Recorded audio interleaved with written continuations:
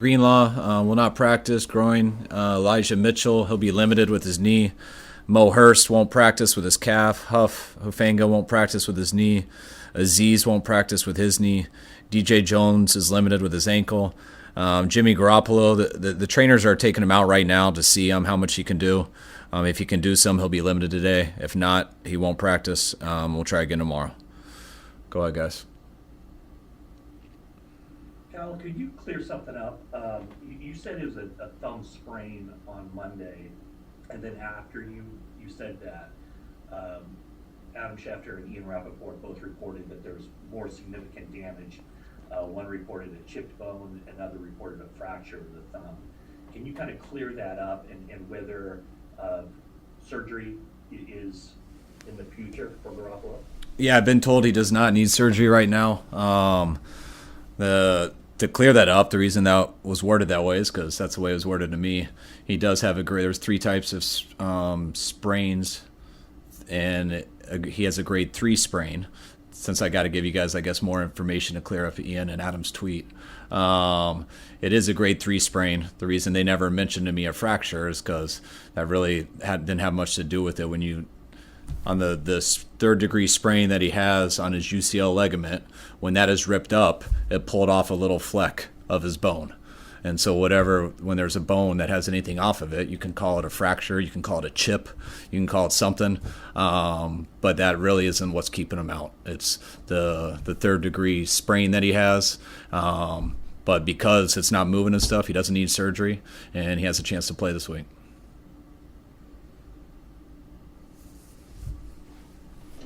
If Trey does end up getting the start, and we go back to his October 10 start, it seemed like there was, it took him a while to get rid of the ball. I'm wondering if you thought that was the case, and whether in the 2.5 months since then you've seen him sort of improve in sort of the processing release time aspect of it. Yeah, I mean, unfortunately for Trey, though, he only got to play in 1.5 games like that, and there were times in that game he held on to it too long. I didn't think it was all of it. I think there were times he got rid of it pretty fast. He'll get more playing time, more practice this week, and if he plays, he'll get a whole nother game, and I'm sure it won't be perfect. But I think he's been doing a better job in all areas the more he's gotten practice in.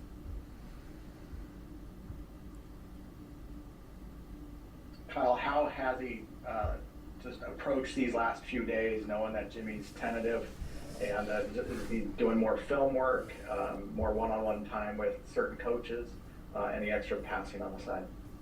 Jimmy, did you ask? Trey? Trey. No, I want to say he's doing extra work. I mean, he's been preparing like he's going to start every week. So he's kind of developed a routine throughout this year that it's no different for him when he's the backup or the starter. I think he's excited because he sees early in the week he's got a possibility of starting, and he gets to definitely start at practice today. So I know he's excited for that, but his routine's the same.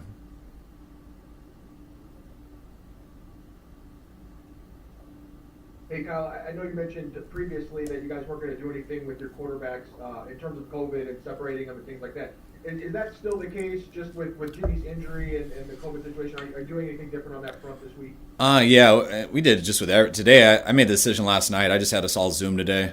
Can you hear me? They good? Can you hear me? Can you hear me? I can't hear you. Okay. I can hear them. Yeah, I can. Maybe your phone's messed up because I can hear you. Oh, Are the other people hearing me? A second there. You're kind of in and out. Can you hear me now? Yeah, I got you now. All right. We had the whole team split up today. We did everything Zoom. I mean, just kind of, we've been pretty fortunate with it so far, just having one guy down, but just watching the world and watching everybody, knowing how it's a matter of time is what it looks like. So we're just trying to be careful and keep everyone separate right now till we go outside.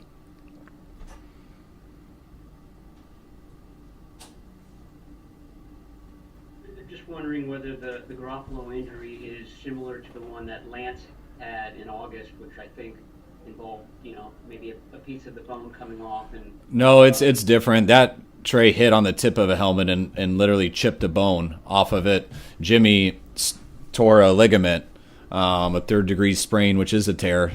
I know I'm trying to be right with my words so you guys don't think I'm making stuff up. Not a doctor.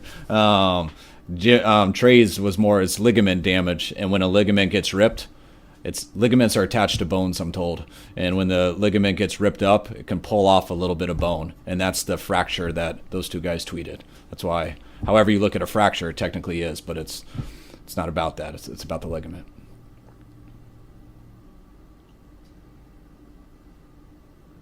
Hey, hey, Kyle.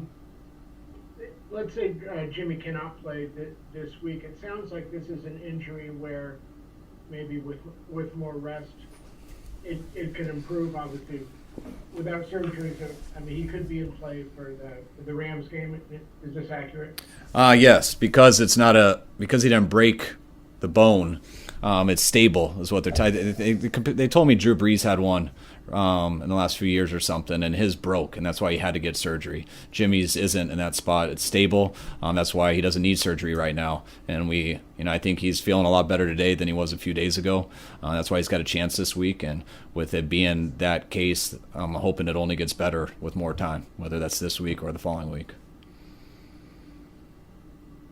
With the new protocols, and I know you said you guys are just being extra careful, but does this bring up any sort of anxiety or kind of flashbacks to last year and what you guys went through at this point?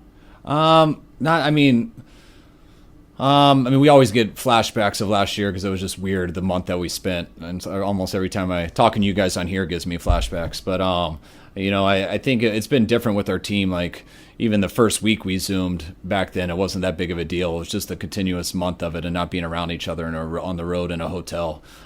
This week, just talking to everyone, everyone knows what's at stake. This week, everyone knows what's at stake next week. The playoffs have essentially started for us. So it's not an issue. We're our team. We all get we all don't prefer Zoom. People know what's at stake with the chances of us losing guys for these games. So it wasn't a hard issue at all going Zoom today. Kyle, on the running back front, you said Mitchell would be limited today, and just how is he progressing? And then also, can we get an update on Trey Sermon? Trey's good to go. We got to see him last week, even though we didn't get to practice that much. He would have been able to go last week. We didn't go with that, more of a special teams decision, but I know Trey Sermon should be good to go this week, and I'm hoping Elijah will. Coach, with the passing of John Madden yesterday, I was curious about your thoughts about his impact on football and if you had any great personal stories with John or you and your dad and John. I didn't know John personally. I know my dad did, but I don't know much about that. I just know I've spent I would have been a much better student if it wasn't for John Madden. I spent my probably first 25 years of my life playing his video game all the time, which was as good of a game as it gets. And I think that's where everyone from my generation kind of knew him exactly. And then you heard him on Monday Night Football all the time. And he was it was cool to see. Like, me growing up, I always watched him on TV and loved him. As I got more into coaching or the aspects of football, I'd always be like, why is he drawing on the screen so long? I want to hear. And then other new guys came when they tried to replace him, and no one could entertain the normal fan as much as he could. And it seemed like they never totally did replace him for a while. And I just know how much he meant, starting with that video game, how much he meant to everyone hearing his voice on Monday Night Football. And I think someone said it yesterday, but he lived as good of a football life as anyone. And without me knowing him, I would totally have to agree on that.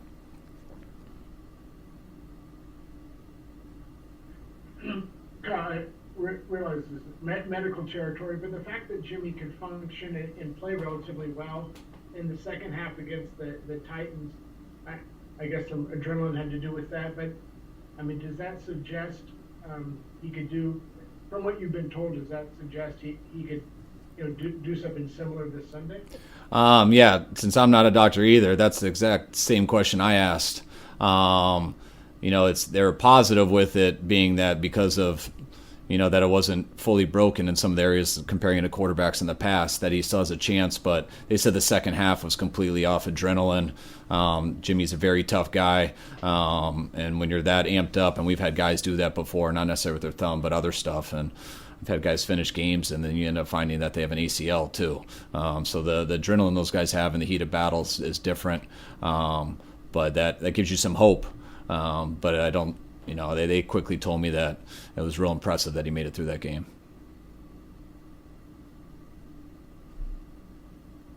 Kyle, do you feel the team is better equipped to weather any potential Garoppolo absence than in the past? I'd like to say that. I mean, we'll see. I mean, we got to still do the same stuff. We got to score more points than the other team, and the best way of doing that is us not turning it over and getting turnovers. I watched a really good team go in there last week with the Texans real down, and I thought the Chargers went up and down the field. Their first 4 drives, I think it went touchdown, field goal. They had 12 points to show out of those 3 scores, and then the fourth one they went right down and they threw a pick. Then I think they had 1 drive in the third quarter, and I think 2 in the fourth. Like you gotta, I think we can handle anybody being hurt, but you still got to go out and play good football to get a win, and it's not just the quarterback, it's everybody. What do you see from the Texans, and how much is there to going up against a team that potentially doesn't have much left to play for, other than playing spoilers to teams that are looking to clinch a playoff berth? I mean, I would love it if I watched the tape and felt like they were playing like they didn't have much to play for. Then that would be really advantageous for us, but it's all you got to do is turn on the tape and it quickly, you don't think about that stuff at all. I mean, the Chargers are a very good team in all phases, and they had everything to play for, and they went in there and got beat pretty good. You watch some of the other games the Texans have played previous to that. I actually think they look better in those games than they did versus the Chargers. I mean, they had so many guys down versus the Chargers that they were just playing with heart, and they were fortunate enough to make some plays on offense and get some big turnovers that killed the Chargers. So I see a team that is really playing hard, everybody on it. It looks like there's not a choice for that. I think this team, it's not a surprise what they did last week, and I think that's why they're playing better on offense too, and I think they'll surprise some people next year. All right, last one, guys. Kyle, there's obviously always a sense of urgency on your team, but you mentioned it earlier. Is it really a playoff mentality amongst the team and your staff at this point? Definitely. I mean, I don't know the exact numbers. The one thing I do know is if we win both of the games that we're in, but I know it's going to be hard if we lose any. So, not taking it past that, you look at it as if you lose, your season's over, and if you win, it keeps going. And that's, to me, the definition of the playoffs. So our players are aware of that, and that's why we got to make sure we take care of business. I appreciate it, guys. All right, guys. Thanks.